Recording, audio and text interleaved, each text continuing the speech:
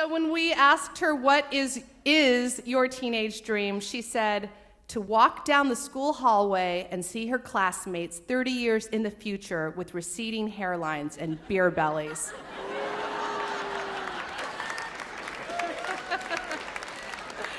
I think if Facebook is still around, you'll get your wish, Isobel. Please welcome to the stage Isobel Connelly.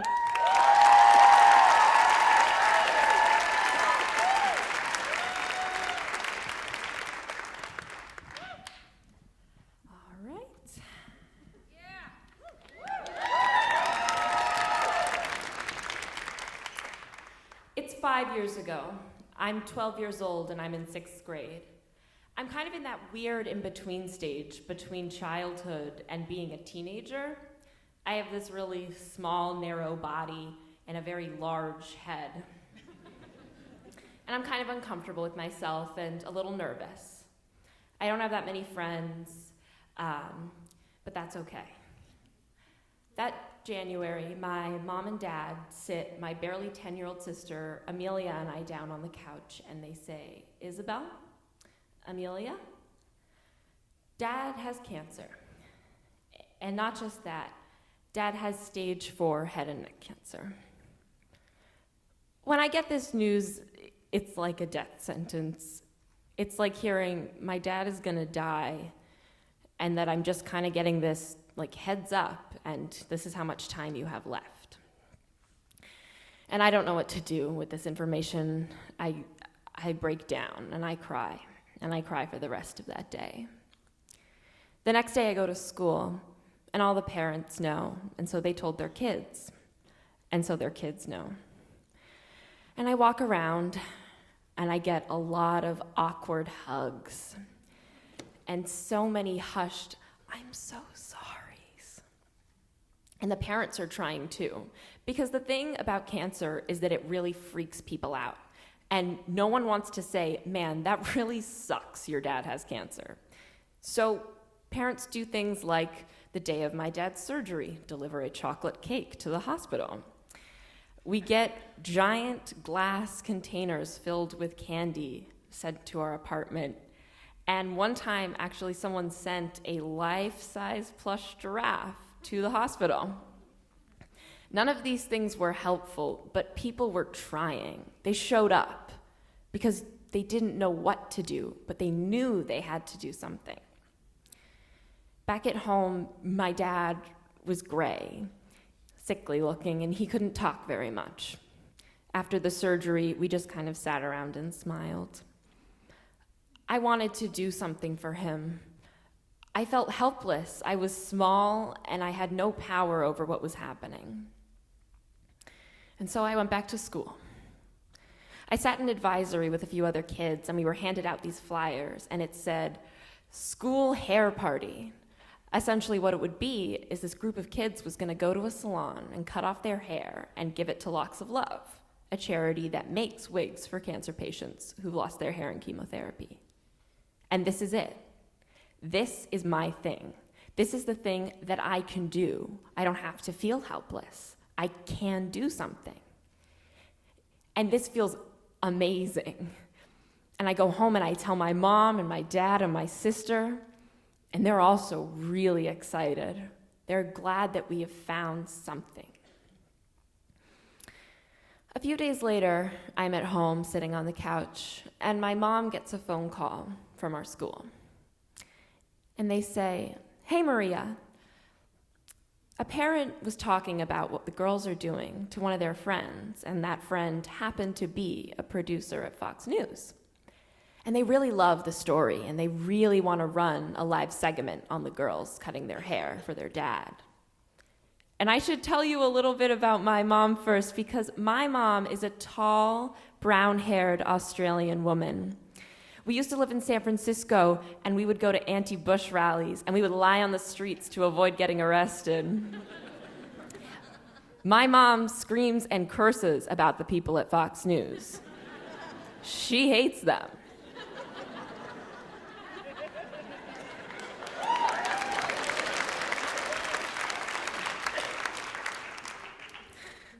This is not happening, she says. And they are like, okay, we understand, and they hang up the phone. A few hours later, they call back, and they say, what if we don't talk about their dad? What if it's just about these two sisters cutting their hair?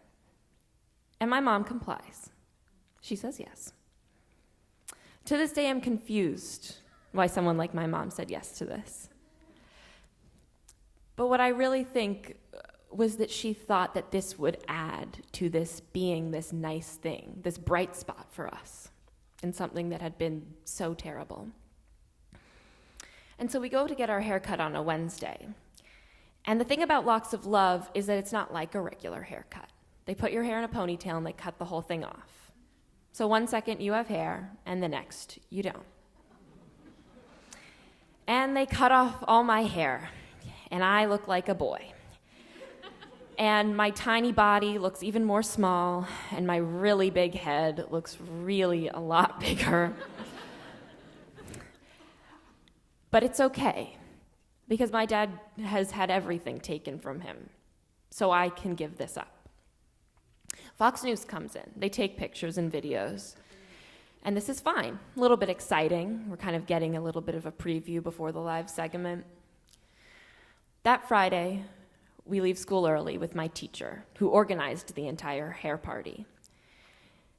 And we get to Fox Studios, and we meet up with the woman who cut our hair. We go upstairs, and we sit in the hallway. I wore this black and pink plaid dress that I thought was the coolest thing. My mom eyed the producer down the hall, and she took him aside and said, just so we're clear, you're not bringing up their father. And they said, of course. My mom knew that they might try and take advantage of this situation, and she was not about to let that happen. So we sat there a few more minutes, and then the producer calls us on, and he says, all right, let's go. We walk onto the set. And the thing I never realized about a television set was that the lights are really bright. And as we walk on, I get this glimmer in the side of my eye, and I get scared. Really, really scared. And we sit down on this curved desk. There's this man to my left, a woman to my right, my sister, and the woman who cut our hair. I can't see the producer. I can barely see the camera.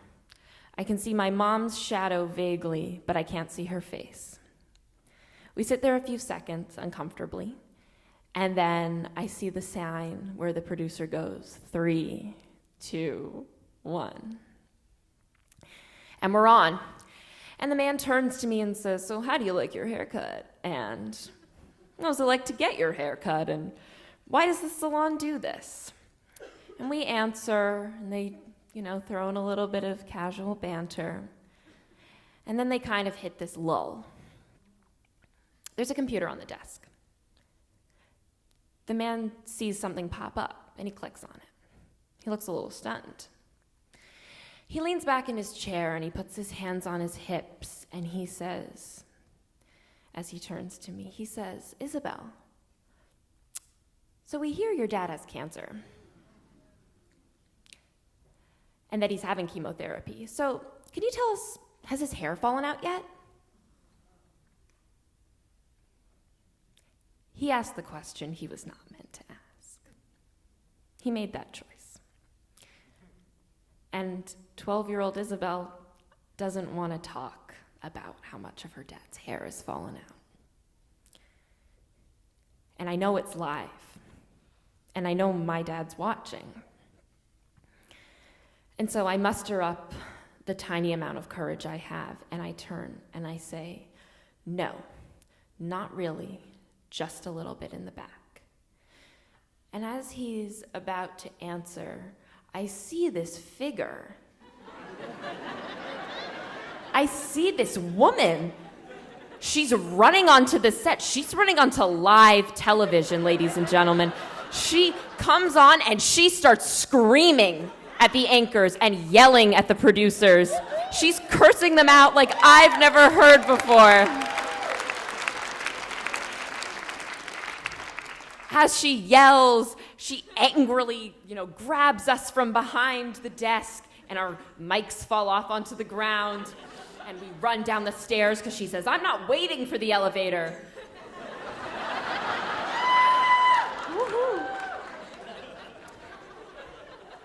get downstairs, and it's a hot day. She pulls out her phone, and she gets on the phone and starts yelling at somebody else. And I sit down on the ground with my sister, and I just realized what happened. And I thought to myself, is this what adults do?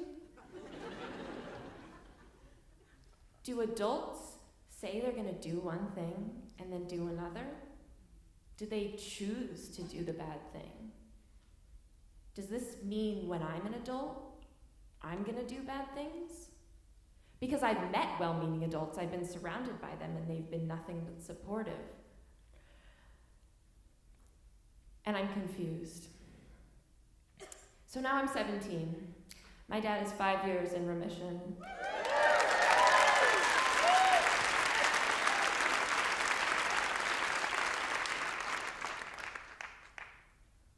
And I think a lot about this choice we have as we get older and we become adults. We make a choice to be a good person. We make a choice to do the right thing. We don't always know what to do. People buy candy and cakes and they just show up. But what I know is that I know you can choose to be the good person.